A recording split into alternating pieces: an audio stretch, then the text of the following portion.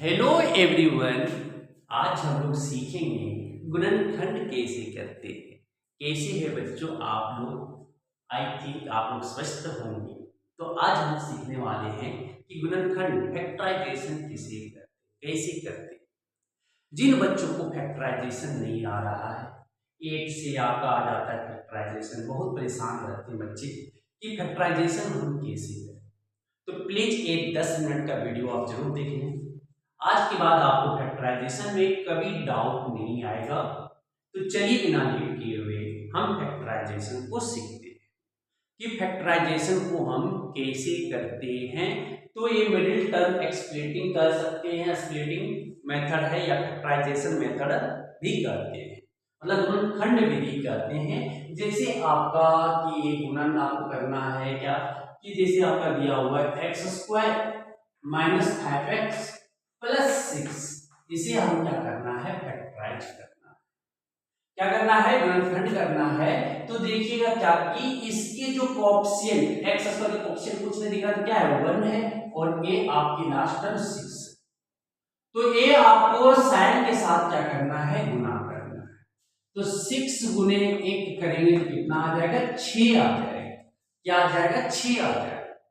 अब 6 को इस तरह से तोड़ना है कि जोड़ने पे, ये देखो प्लस आया ना, तो जोड़ने पे आपका मिडिल टर्म आ जाए, मतलब कि प्लस आएगा गुना करने पे कोएफिशिएंट ऑफ एक्स स्क्वायर, और आपकी कांस्टेंट टर्म को अगर गुना करने पे अगर प्लस आता है मतलब जोड़ के आपको मिडिल टर्म लाना।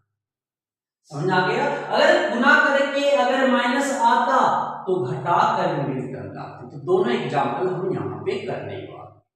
तो ये 6 आ गया, मतलब जोड़ के लाना है मिडिल टर्म। तो कैसे तोड़ेंगे, 6 को देखो 6 2 गुने 3, मतलब 2 गुने 3 हो गया। तो 2 गुने 3 कितना, 6 हो गया, और 2 गुने 3 2 प्लस 3 करेंगे कितना हो जाता है, 5 आ जाता है। मतलब गुना करने पे 6 आ जाता है और जोड़ने पे 5 आ जाता है, मतलब कि हम सही तोड़ लिए हैं 6 को 2 गुने 3। देखो 6 गुने 1 भी तो बहुत हो जाता है, कर सकते हैं, लेकिन 6 गुने 1 अगर हम तोड़े, 6 गुने 1 तो 6 तो आ जा रहा है गुना करने पे, लेकिन जोड़ने पे कितना आ जा रहा है, 7 आ जा रहा है। तो हम इसे नहीं ले सकते। तो ठीक है, समझ आ चुका।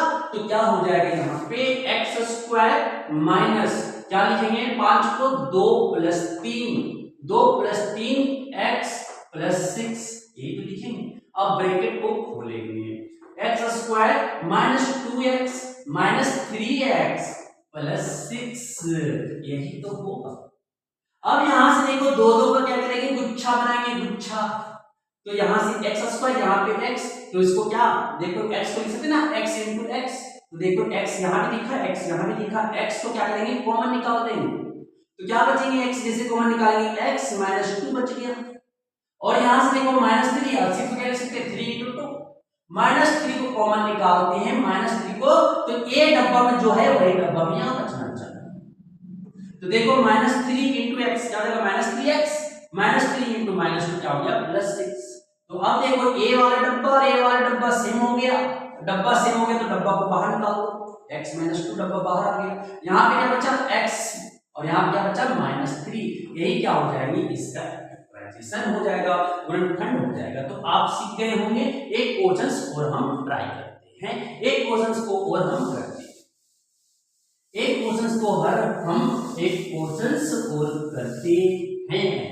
तो देखिएगा है क्या, x square minus x minus 6, x square minus x minus 6। तो इसे हमें क्या करना है, फैक्टराइज करना। तो अब देखो इसी तरह पूरा करेंगे, माइनस 6 गुने 1 क्या हो गया, माइनस 6 आ गया, माइनस 6 आ गया। मतलब समझ में आ रहे होंगे कि घटा कर बीच वाला टर्म लाना है, घटा कर बीच वाला टर्म लाना है। तो क्या हो जाएगा, यहां से 3 माइनस 2, देखो 1 तो आ जाता है, कुछ नहीं तो 1 ही तो लाना है। गुना करने पे इसको तोड़ेंगे, 3 गुने 2, 3 गुने 2 कितना हो गया, 6 हो गया, 6 हो गया। देखो घटाने पे कितना आ जा रहा है, 1 आ जा रहा है। तो लिख देंगे यहाँ पे क्या, एक्स स्क्वायर माइनस क्या लिखेंगे, 3 माइनस 2, 3 माइनस 2 एक्स माइनस 6। अब क्या करेंगे, ब्रैकेट को ओपन कर लेंगे पहले, x square minus 3 into x क्या हो जाएगा, माइनस 3x माइनस माइनस क्या जाएगा प्लस, माइनस प्लस 2x हो जाएंगे, प्लस 2x माइनस 6 हो जाएगा। अब देखो ये दो गुच्छा बनाएंगे, ये दो गुच्छा बनाएंगे, ये इसका दो पेयर बनाएंगे। यहां से कॉमन क्या आ जाएगा, कमेंट करके बताइए क्या आ जाएगा, x आ जाएंगे, x कॉमन आ जाएंगे।